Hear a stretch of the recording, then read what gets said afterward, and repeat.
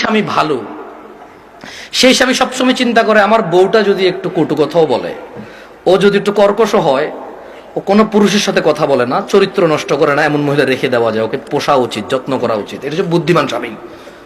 একজন বুদ্ধিমান পুরুষ কি করে, যখন ওর বউ চরিত্র ভালো থাকে, কি থাকে, যখন ওর বউর চরিত্র ভালো, মানে কোন পুরুষের সাথে কথা বলে না, কোন পুরুষের সাথে দেখা দেয় না, খালতো ভাই, মামতু ভাই, আড়াতো পাড়াতো এসব ভাইটাই নাই, ক্লাসমেট, হ্যাঁ, এসব ভাইটাই নাই, কথা বলে না এগুলোর সাথে।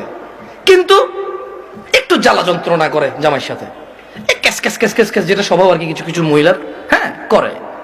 এ সারাদিন এই নাই সেই নাই, কমপ্লেন আর কমপ্লেন। কিন্তু ঘরের ভিতরে কোথায় কোথায় একজন বুদ্ধিমান পুরুষ ওই মহিলাকে রেখে দেয়। কেন? ওই মহিলাকে আদর যত্ন করলে এটা মানুষ হবে, এটা চরিত্র ভালো। এটা কি ভালো? চরিত্র ভালো। ওর বিছানা ছাড়া কারো বিছানায় যায় না, ওর ঘর ছাড়া কারো ঘরে গিয়ে জামা কাপড় পরিবর্তন করে না। এটা বুদ্ধিমান পুরুষ। পুরুষের মাথা লোপ পাইছে, মানে অবৈধ সম্পর্ক করতে করতে করতে কোন বউটা ভালো কোন বউটা ভালো না এই বিবেচনা আর নাই। এখন রান্নার দোষ, বাপে ল্যাপতোষক দেয় নাই সেই দোষ, এই কাঁঠালের দিনে কাঁঠাল দেয় নাই ওই দোষ। এখন বউর আর কোনো দোষ খুঁজে পায় না।